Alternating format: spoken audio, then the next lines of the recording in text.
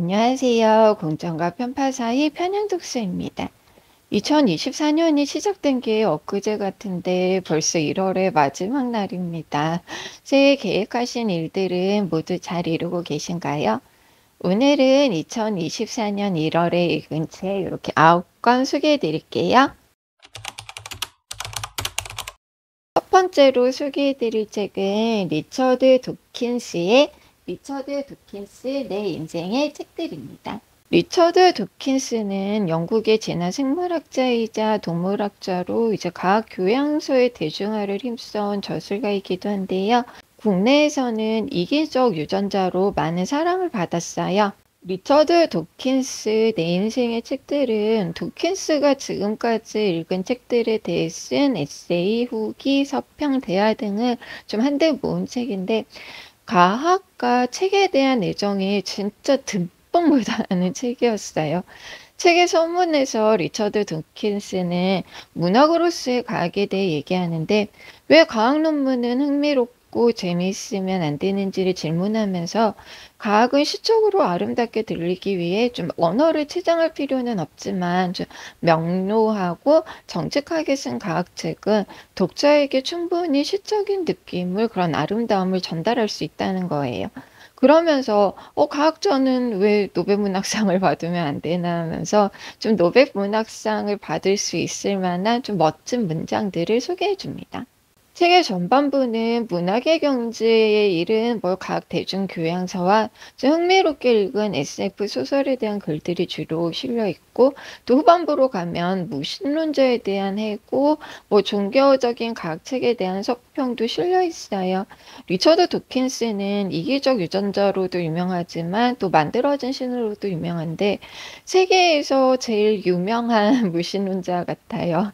내 인생의 책들에는 우리는 왜 머리로 이해할 수 없는 것들을 믿는지, 기독교 신앙을 가진 사람들에게 빅뱅으로 우주가 시작됐음을 좀 어떻게 가르칠 수 있는지 등 무신론자로서의 과학에 대해 얘기하는 글들도 많습니다. 저는 아무래도 문과 출신이다 보니까 이제 전반부의 과학책에 대한 이야기보다 후반부에서 종교와 과학에 대해 얘기하는 장들이 좀 책장에 더 잘 넘어가긴 했는데 다양한 과학의 세계, 유전자, 자연선택, 다윈주의, 원자, 팽창하는 우주 등에 대한 이야기부터 인간 존재의 기원, 자연에 대한 찬사, 철학적 사유까지 담겨 있는 정말 훌륭한 책이었고요. 저는 이 책을 읽으면서 세 권을 장바구니에 담았는데 내 책의 밑줄을 긋다가 잉크가 아까워서 줄 긋는 걸 포기했다는 칼 세이건의 악령이 출몰하는 세상. 세계 지도자들이 이 책을 다 읽을 때까지 가둬놓고 풀어주지 않았으면 좋겠다는 협력의 진화, 또 내가 민주제를 한다는 청계의 내, 요렇게입니다. 책은 좀 이렇게 두꺼워요. 페이지 수가 한 600여 페이지 정도 조금 넘는데 이상하게 책장이 잘 넘어가는 책이었어요. 왜 과학에 대한 책이라기보다는 과학을 소개한 책에 대한 책이라서 그런 게 아닌가 싶기도 하고 또 저의 올해 독서 계획이 좀 아직 지키지 못하고 있지만 과학책 많이 읽기인데요. 그러기 전에 과학책을 읽기 전에 에피타이저를 먹은 듯한 읽은 듯한 그런 느낌이 드는 책이었어요. 책 표지도 너무 예쁘죠. 또 책 읽기 전에 표지만 봐도 가슴이 막 설레는 기분이 들었던 그런 책입니다. 과학에 대한 책을 알고 싶다 하시는 구독자분들이 읽어보시면 좋은 책일 것 같아요. 두 번째로 소개해드릴 책은 논픽션 글쓰기 전사들입니다. 이 책은 한국에는 왜 괜찮은 논픽션 작가가 없을까라는 4명의 기자들의 질문에서 시작된 책인데요. 조문희 기자님, 이지윤 기자님, 이창수 기자님, 전현진 기자님이세요. 지금 우리는 좀 뉴스가 넘쳐나는 시대에 살고 있잖아요. 단독 기사나 큰 쟁점을 다룬 기사들이 잠깐 이슈를 타긴 하지만 또 다시 이어지는 다른 기사들로 금방 묻혀버리고 맙니다. 그래서 손석희 기자님도 장면들이라는 책에서 의제를 설정하는 어젠다 세팅도 중요하지만 이제 의제를 꾸준히 지켜내는 어젠다 키팅 역시 중요하다고 강조하셨는데요. 네 분의 기자분들 역시 좀 한바탕 단독 전쟁을 치르고 나면 좀 허탈해진다는 거예요. 뉴스는 금방 휘발되다 보니까 이제 사회의 진면목을 뭐 제대로 드러내지 못했다는 자괴감을 좋은 논픽션이 대신해 주기를 바라는 마음에서 기획된 책인데 12명의 논픽션 작가들을 인터뷰하고 쓴 인터뷰집입니다.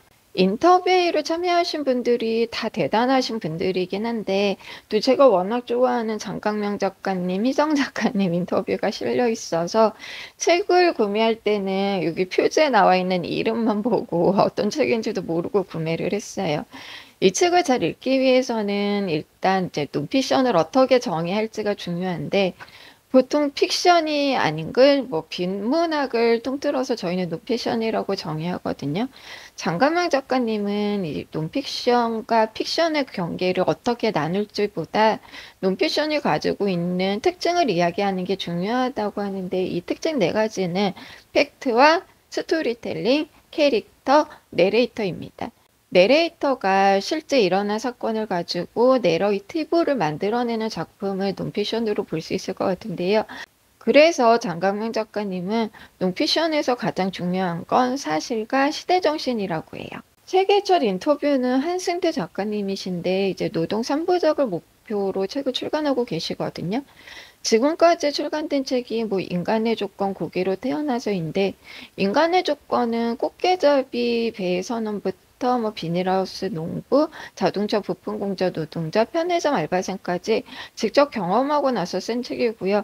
고기로 태어나서는 닭, 돼지, 개농장에서 일한 경험을 바탕으로 쓴 책이라고 해요.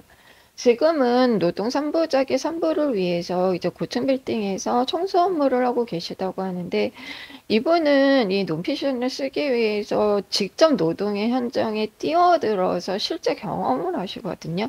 그래서 직접 겪은 실화를 바탕으로 쓴 이 논픽션의 무게감을 덜기 위해서 일하는 현장에서 사용하는 뭐 가벼운 언어들, 뭐 비속어들 이런 말들이 책에 그대로 이제 쓰신다고 하더라고요. 그래서 어두운 주제지만 독자들이 끝까지 읽게 만들기 위해서 이제 유머러스함을 놓지 않으려고 노력하신다고 합니다. 제가 정말 좋아하는 희정 작가님은 이제 논피션 글쓰기에서 가장 중요한 건 시선이라고 말씀하세요. 뭐 어떤 대상을 향한 관심이 시선인데 권력자의 각도에서 보이지 않는 사각지대를 발굴하기 위해서 좀 당사자조차 문제라고 생각해 본 적 없는 좀 미세한 영역까지 조명해낼 수 있어야 한다고 해요. 그래서 희정 작가님은 스스로를 기록 노동자라고 부르면서 이제 노동과 노동자에 대해 오랫동안 글을 써오셨는데 최근에 나온 책으로는 뭐 일할 자격, 베테랑의 몸 등이 있어요. 이 초계작들이 노동투쟁 현장에서 싸우는 이야기, 연대하는 이야기가 주를 이뤘다면 요즘 새로 나온 책들은 이제 노동하는 몸에 대해서 이야기하면서 자본이 원하는 일할 자격이 주어지는 몸에 대해 또 생각과 거리를 던져주는 그런 글을 또 많이 쓰시는 것 같더라고요. 이외에도 좋은 작가님들 인터뷰가 정말 많아요.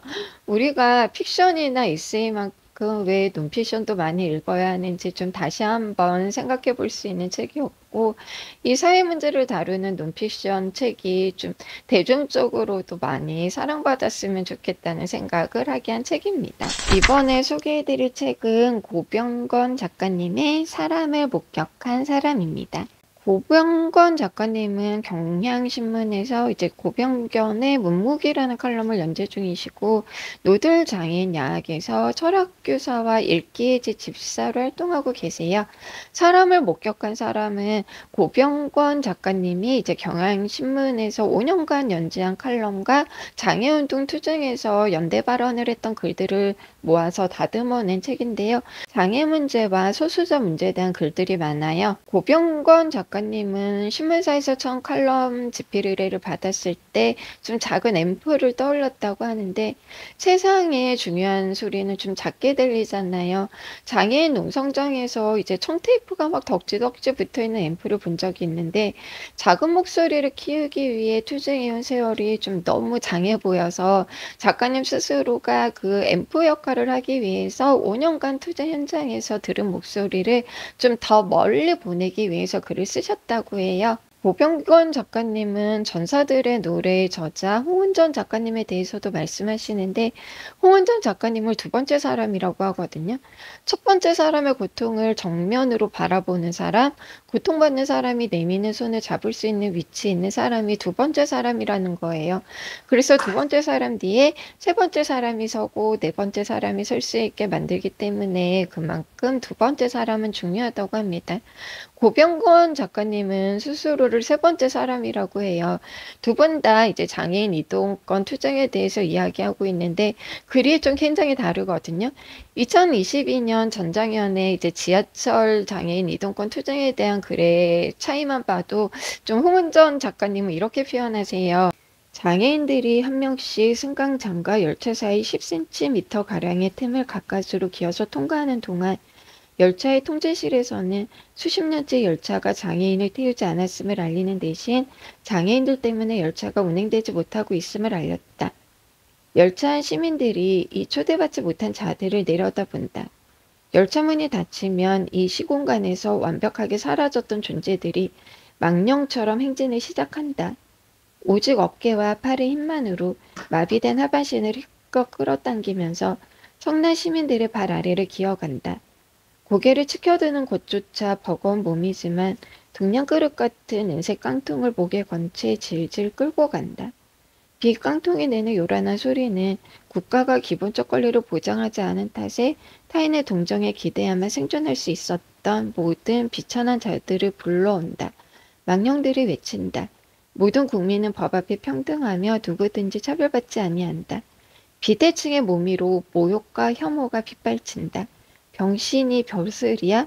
이러니까 동정을 못 받지. 고병건 작가님은 그런데 또 이렇게 표현하시거든요. 이번 일을 장애 시민과 비장애 시민의 브랜 배틀로 보지 말아야 하며 문제는 장애인 이동권 제약을 해결하지 않는 정부에 있다는 지적에 공감한다. 그럼에도 선량한 시민들이 쏟아내는 참혹한 욕설들을 듣고 있노라며 내 안에서 오래된 질문 하나가 뛰쳐나오는 걸 막을 수가 없다. 죄 없는 시민은 죄가 없는가? 선량한 시민은 저 정가 27번의 장애인, 그러니까 기본 일상을 누릴 권리를 얻어내기 위해 27차례나 유죄 선고를 받아야 했던 장애인 앞에서 저렇게 당당해도 좋은가? 과연 장애인들이 죄 없는 시민의 발목을 잡았는가? 오히려 시민들이야말로 장애인들의 발목을 잡아온 건 아닌가? 두 번째 사람인 홍은전 작가님이 좀 더 감정을 자극하고 내밀한 언어로 장애인분들이 마주한 고통을 그려낸다면 고병건 작가님은 세 번째 사람이라고 우기지만 두 번째 가까운 사람이시거든요. 이 고통받는 사람의 고통을 생생하고 날카로운 문장으로 좀 읽는 독자 저 같은 사람을 굉장히 초라하고 부끄럽게 만들어요. 그리고 현실적으로 저희가 나는 선량한 시민이라고 하는 사람들에게 좀 거친 언어로 비판까지 합니다. 정말 좋은 작가님을 알게 된 것 같고 좀 이 책을 시작으로 고병권 작가님의 책도 좀 찾아 읽을 예정이고 필사도 할 예정이에요. 좀 마주하기 두렵지만 그럼에도 용기를 내서 이 세계관을 확장해 나갈 수 있는 힘을 주는 책이고요. 많은 구독자분들이 읽어보시기를 추천합니다. 네 번째로 소개해드릴 책은 이현옥 작가님의 공부하는 사람 이현옥입니다. 이 책은 알라딘에서 새로 나온 책을 둘러보다가 이제 제목에 꽂혀서 산 책이거든요. 제목도 너무 좋은데 부제가 알미벼처럼 스며들던 시간에 관한 기록이에요. 너무 좋죠. 표지의 색감도 너무 예쁘고 표지에 실린 이미지는 이제 정은 작가님의 페브리 아트 작품이라고 하는데 이게 너무 정갈하고 예뻐요. 이 책을 읽고 좀 가득 채우고 또 비워낼 수 있는 소담한 그릇이 떠올라서 이 이미지를 만들게 됐다고 합니다. 이 책은 크게 대학을 졸업하고 가족을 부양하기 위해 돈을 벌다가 이제 결혼 후 내 아이를 키우면서 가정주부로 살아온 삶에 대한 이야기가 전반부를 차지하고 있고, 공부 공동체에서 공부를 시작하면서 이제 살면서 품어온 질문들에 대한 답을 찾아나가는 이야기가 후반부를 차지하고 있어요. 전반부를 읽으면서는 좀 너무 내 얘기 같아서 너무 공감이 됐는데, 일을 하는 동안은 부모님에게 이제 도움을 받던 집안 살림을 가정을 꾸리고 또 부모님이 시골로 내려가게 되면서 이제 온전히 자신의 몫이 됐던 시절, 또 함께 밥상을 차리는 데만 막 서너 시간이 걸리던 시절이 있었다고 해요. 이 일상을 유지하는 중에 제일 힘들었던 게 가족들에게 밥을 해 먹이는 일이었다고 하는데, 실은 저도 그랬거든요. 대학 졸업하고 바로 시집을 와서 이제 자취도 언니랑 같이 하다 보니까 밥도 못할 때 시집을 와서 시부모님을 또 모시고 살았는데, 밥하는 게 너무 어렵고 힘들었어요. 지금까지도 저는 밥해 먹이는 게 아이들의 가장 큰 숙제거든요. 이원옥 작가님은 밥하는 거 외에 뭐 소비, 돈에 대해서도 고민이 많았다고 하는데, 이 문제는 누구나 겪는 문제잖아요. 여기에 또 관계 안에서 생기는 문제와 개인의 욕구 사이에서도 많이 힘드셨다고 해요. 저도 신랑이랑 20년을 넘게 살면서 이제 서로 맞춰가는데 시간이 정말 오래 걸렸는데, 또 아이들이 자라고 나니까 남편뿐만 아니라 이제 아이들과의 관계를 맞춰나가는 거 역시 제 뜻대로 되지 않더라고요. 이현옥 작가님은 신살이 되던 해 이제 공부 공동체에서 공부를 하기 시작하면서 한 2년 정도는 혼란을 겪었지만, 3년차 되던 해 스피노자의 에티카를 만나게 되면서 삶에 대한 질문들의 해법을 찾았다고 해요. 스스로 자신의 행위의 원인이 되고 자신이 만든 원인에 따라오는 필연적 결과를 긍정하는 삶. 그것이 바로 스피노자가 말하는 자유인의 삶이었고, 스피노자의 말로 그런 삶을 살았던 자유인이다. 수동적으로 결정되던 원인들을 이해하게 됐고, 그러다 보니까 이제 조금씩 능동성을 얻어가면서 내가 진짜 좋은 게 뭐고 내가 원하는 게 뭔지 좀 선명하게 드러나는 삶을 살게 된 점, 또 외부에 기대지 않고 내가 끌어올린 내 힘으로 자유로워질 수 있는 능동적 기쁨을 알게 된 점들이 공부를 하면서 달라진 변화라고 해요. 추천사를 사람을 목격한 사람의 고병건 작가님이 쓰셨는데, 고병건 작가님은 공부공동체 수유너머를 설립했던 연구자시거든요. 수유너머는 이제 은유 작가님이 글쓰기 강좌를 하셨던 공동체이기도 한데, 이현옥 작가님이 아마 참여하신 공동체가 수유너머가 아니었을까 좀 싶고, 또 요즘은 고미숙 작가님이 운영하는 가미당 역시 이 인문연구소로 공부 공동체 역할을 하고 있거든요. 제가 매주 서울 왔다 갔다 할 수 있는 용기가 생기면 그때 공부 공동체에 꼭 한 번쯤 참여해 보고 싶게 만든 욕심이 들게 한 책이기도 하고요. 최근에 읽은 책 중에서 공부나 독서에 대한 자극을 제일 많이 줬던 책 같아요. 무탈하게 늘 평온하면 좋겠지만 우리가 살다 보면 어려운 시기가 오잖아요. 시련이 오게 되는데, 독서나 공부가 지금 당장 내 삶을 변화시키지는 못하겠지만, 이런 시련이 닥쳤을 때 그 시련을 내 힘으로 잘 극복해 나갈 수 있는 힘과 용기를 줄 거라 믿게 만드는 책입니다.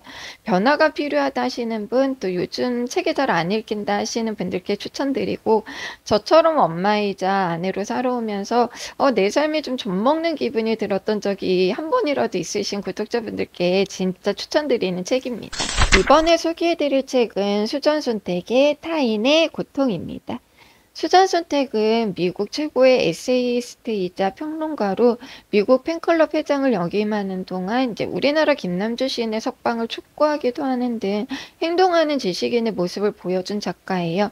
이 책은 제가 2017년도에 완독을 했던 책인데, 김인정 기자님의 고통 구경하는 사회와 김승석 교수님의 타인의 고통에 응답하는 공부를 읽고 나서 우리는 멀리 떨어진 고통을 어떻게 소비하는지를 좀 고민했던 최고의 책이잖아요. 그래서 이번에 좀 재독하게 됐습니다. 2015년 9월 한 장의 사진이 세계에 충격을 안겨줬는데요.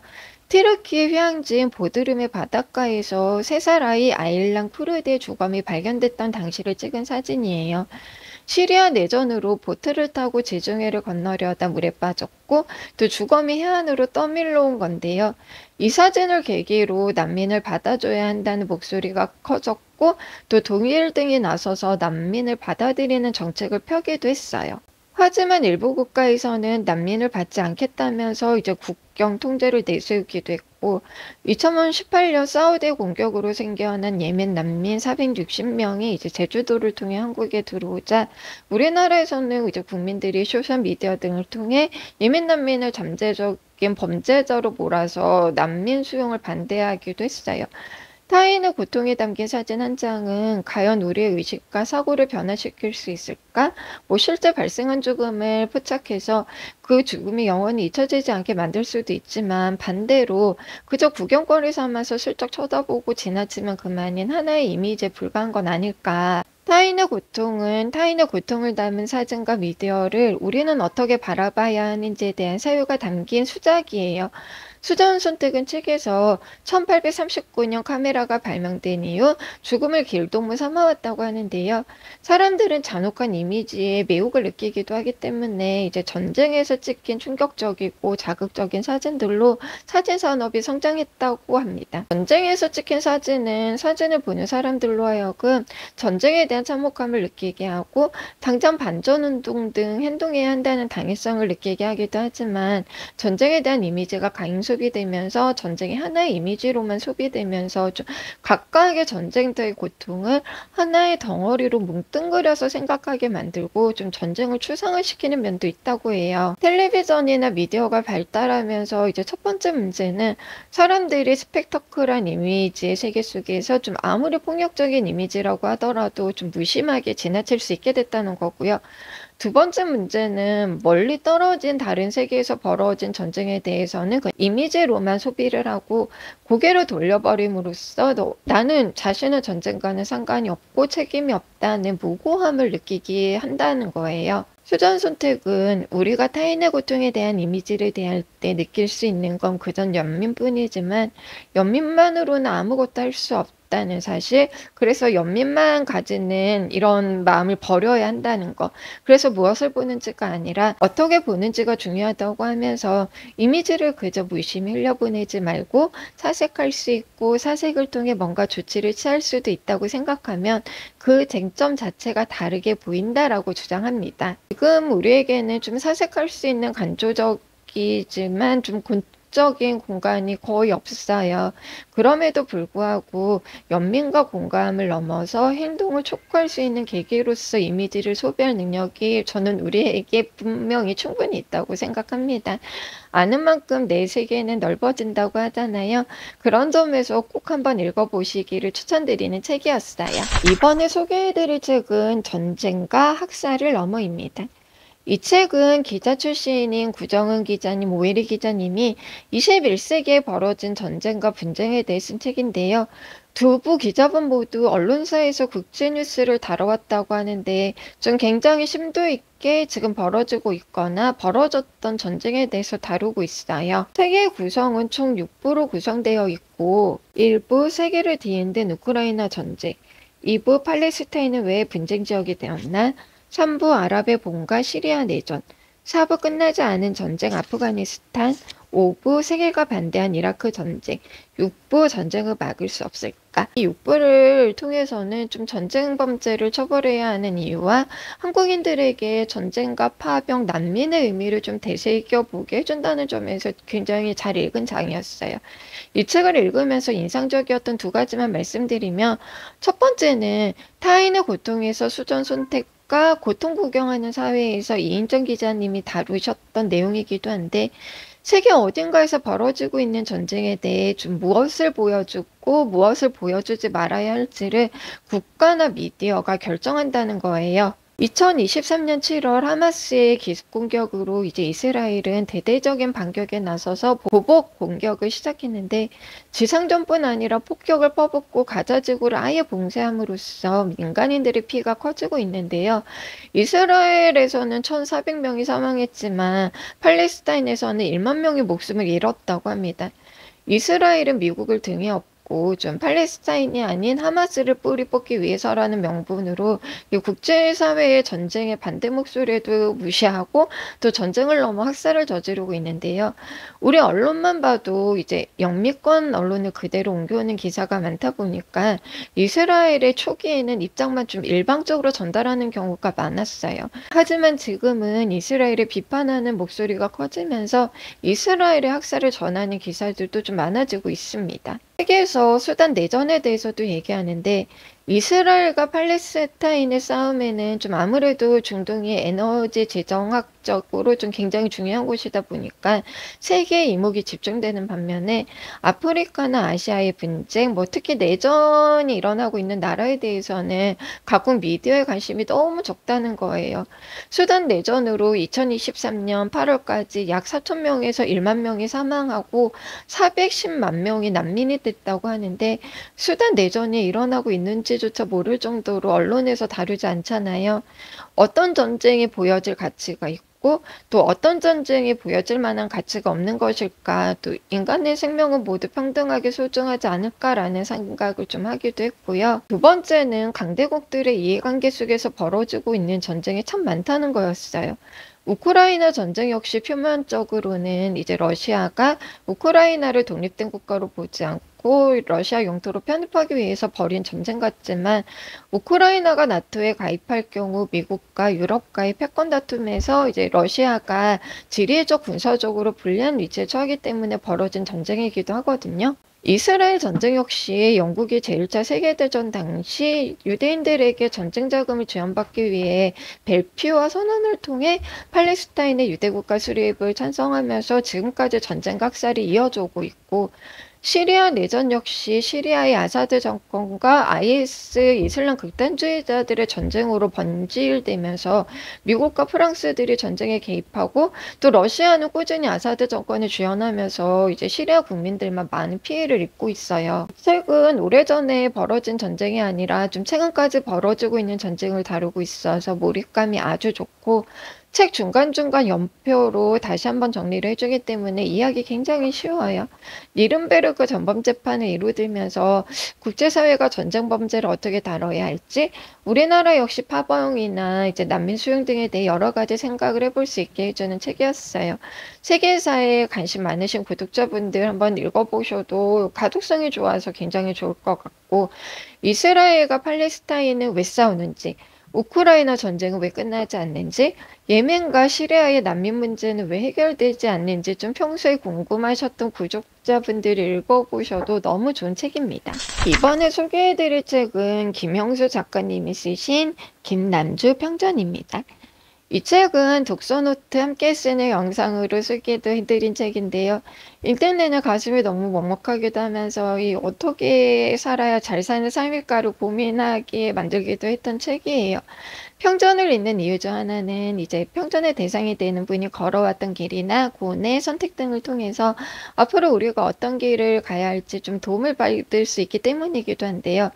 김남주 평전을 읽는 내내 감히 이분이 걸어간 길을 어느 누가 따라갈 수 있을까 하는 이런 경외감이 느껴졌던 책입니다. 개인의 출세나 안위만 바라는 세상에서 이제 김남주 시인은 개인적인 욕망을 모두 포기하고 모두가 평등하게 잘 사는 나라를 위해 인생 자체를 혁명에 내던지는데 1979년 10월 난민전 활동 중 하나인 이 방탕한 재벌 2세의 집에 강도짓을 하기 위해 침입했던 이를 계기로 수감 15년형을 선고받고 강주 교도소에 수감되지만 수전 손택 등 세계 문인들의 김남주 시인 석방 운동을 계기로 이제 9년 뒤에 출소합니다. 김남주 평전은 김남주 시인이 이승만 정부부터 박정희 정부, 강주 민주화운동 등 격동의 시기를 어떻게 통과했는지 그 시대를 교도소에서 시로 열심히 써서 이제 그 시를 박제해서 후손들에게 남겼는데 이 후배인 김영수 작가님이 오랜 시간 열정을 들여서 이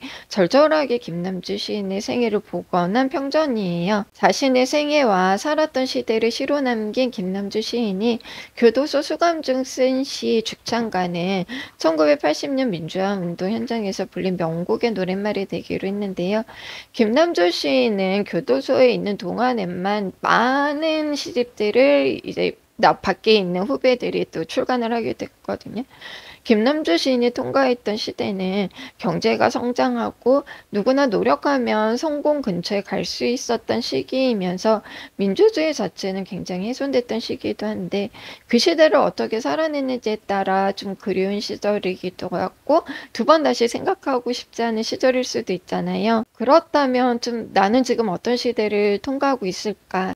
야당 대표가 목숨을 잃을 정도로 칼로 목을 찔렸는데 야당 대표가 병원에 도착하기도 전에 이제 경찰들이 사고 현장을 불청소하는 시대, 그리고 이태원 참사 유가족들이 특검법을 계속해서 주장했지만 진실을 알려달라고 했지만 이 특검법을 대통령이 거부하는 이런 시대. 우리는 지금 이런 시대를 통과하고 있는데 저는 이 시대를 나중에 어떻게 기억하게 될까? 나는 지금 이 시대를 어떻게 통과하고 있는 것일까? 좀 여러 가지 생각을 하게 한 책이에요. 존경심을 넘어서 저는 솔직히 경외감이 느껴지는 김남주 시인의 삶을 대하면서 오히려 좀 희망을 품게 되기도 했던 그런 책입니다. 책 페이지 수는 570여 페이지 정도 되는데 가독성이 굉장히 좋은 책이에요. 좀 많은 분들께 사랑받는 책이 됐으면 좋겠습니다. 이번에 소개해드릴 책은 모파상 단편집입니다. 모파상은 목걸이라는 소설로 유명한데 이제 저희 학교 다닐 때 교과서에 실리기도 했던 작품이에요. 목걸이는 인간의 허영심이 불러온 비극에 대한 소설인데 좀 굉장한 미모를 가진 여자가 있었는데 집이 가난하다 보니까 부유한 남자를 만나지 못하고 하급 관리를 만나 결혼하게 된 거예요. 풍족하지는 않았지만 뭐 특별히 부족하지도 않는 삶을 살았지만 이 여자는 늘 자신의 환경에 만족하지를 못해요. 어느 날 남편의 회사 고위 관료가 여는 파티에 초대를 받은 여자는 좀 자신이 너무 초라하게 가는 게 싫어서 부유한 친구에게 다이아몬드 목걸이를 빌려 이제 착용하고 파티에 참석해서 멋진 시간을 보냅니다. 집에 돌아온 여자는 목걸이가 사라진 걸 알게 되고 친구의 목걸이와 가장 비슷해 보이는 목걸이를 이제 빚을 내서 사서 돌려준 후에 오랜 세월 빚을 갚기 위해 어렵게 살아요. 드디어 빚을 다 갚은 여자는 우연히 목걸이를 빌려줬던 친구를 길에서 만나게 되고 그때 이제 목걸이에 대한 사연을 털어놓습니다. 그랬더니 친구가 놀라면서 얘기해요. 야, 그때 빌려준 목걸이는 모조품이었어. 신분에 맞지 않는 뭐 파티에 어울리지 않는 사람이 되기 위해 목걸이를 빌리고 또 목걸이를 잃어버렸지만 허영심 때문에 차마 친구에게 목걸이를 잃어버렸다고 말하지 못해요. 자존심을 지키기 위해 또 인생을 허비하게 되는 이 이야기는 뚜렷한 결말 없이 친구가 모조품이라고 얘기하면서 끝나거든요. 여자가 그 얘기를 들었을 때 감정을 상상하게 되고 그래서 더 이 작품이 비극적으로 느껴지는 것 같은데 이 모파상의 단편들은 거의 이런 식으로 끝나더라고요. 저는 고전을 읽을 때 그 작가가 집필 활동을 했던 당시 시대 상황을 알고 읽으면 이 소설이 좀 더 와닿는 편인데요. 모파상이 왕성하게 집필 활동을 했던 시대는 1880년대인데 당시 프랑스는 이 유럽의 제국주의 열강으로 패권을 장악했던 시대였고 과학기술의 발전으로 산업이 발달하면서 자본가 계급이 많아지던 시대였는데 그러다 보니까 이제 물신 숭배주의가 팽배하면서 자본의 양으로 새로운 신분 계급이 이제 생기던 그런 시대였어요. 모파상은 플로베르에게 문화 교육을 받고 이제 1880년에 비계 덩어리라는 소설로 문단에 화려하게 데뷔하는데요. 10년 동안 다작을 하다가 매독으로 정신병이 생기면서 자살했다고 해요.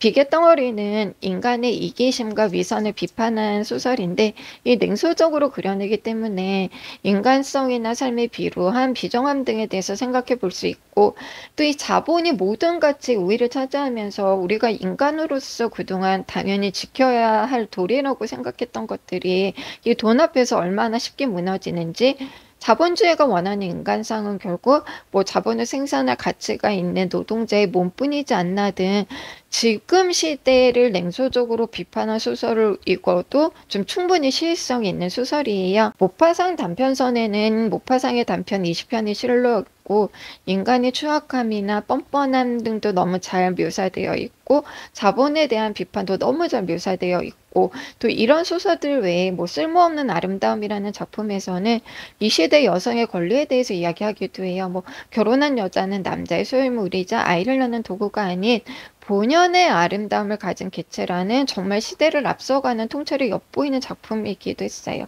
문장 자체가 굉장히 서늘하면서 날카롭고 없고 냉소적인 데다가 비정하고 남루한 인간사를 좀 그저 관찰하기만 하고 쓴 소설이라서 읽고 나면 삶이라는 게 너무 좀 초라하게 느껴지기도 하더라고요. 이번 단편선을 시작으로 좀 여자의 일생을 비롯해서 모파상의 장편 소설에도 도전해 보려고 합니다.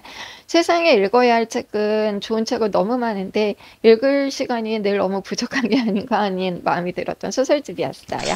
마지막으로 소개해드릴 책은 올해의 대작으로 읽고 있는 조정래 작가님의 태백산맥 1권입니다.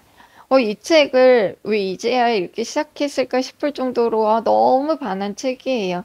해방 이후 좌우 이념 대립과 이제 자주 독립과 단일 정부를 외쳤던 민족주의자, 제주 4.3을 시작으로 한 여수 반란 사건 등 좌파를 빨갱이로 규정하고 이승만 정권이 이 좌파를 어떻게 학살했는지, 우리나라 보수의 전신이 얼마나 친일 성향이 강했고 또 반공으로 똘똘 뭉쳐 있었는지, 그리고 친일을 하고 미군정에 기생했던 사람들이 어떻게 기득권의 자리를 차지할 수 있었는지 매력적인 주인공들과 휘몰아치는 스토리로 너무 잘 펼쳐내고 있는 소설이에요. 서울의 봄을 볼 때 왜 분노 게이지가 상승한다고 하잖아요. 우리는 현실에서 이루어지지 않는 건선징악을 좀 픽션을 통해서라도 이루기를 바라는 마음이 있는데, 서울의 봄의 결말은 건성징악일 수 없다는 사실 때문에 좀 더 분노하게 됐던 것처럼, 저 역시 좌와 우의 이념 대립이나 좀 단일 정부를 꿈꿨던 민족주의자들의 결말이 어떠했는지 사실을 알다 보니까 이 책장에 넘어갈 때 재미있으면서도 좀 마음이 많이 무거워지기도 했던 책이었어요. 2024년에 완독하기 위해서 이 한 달에 한 권은 무조건 읽어야 하는 책인데, 방대한 페이지에 비해서 몰입감이 너무 좋은 소설이면서 이제 가독성도 좋아서 조정래 작가님의 위대함을 다시 느끼기도 한 책입니다. 열심히 잘 읽어보고 꼭 완독에 성공해서 올해 말 태백산맥 단독 영상 꼭 한번 올려볼게요. 지금까지 1월에 읽은 책 9권 소개해드렸고요. 책을 많이 잘 읽을 수 있는 꿀팁 하나 알려드릴게요. 일단 무조건 책상이나 식탁에 앉는 습관을 들이는 거예요. 단 독서대를 이용해서 정자세로 앉아서 책을 읽으면 더 좋은데요. 밥하고 청소하고 설거지하고 할 일을 마치면 무조건 습관적으로 책상에 앉기. 어떤 거대한 목표를 세우는 것보다 단순한 습관 하나가 좀 더 큰 힘을 발휘한다고 생각합니다. 우리 구독자분들도 책 읽는 작은 습관으로 2월 한 달도 멋진 독서하시길 바랄게요. 지금까지 공정과 편파 사이 편향독서였습니다. 영상 시청해주셔서 감사합니다.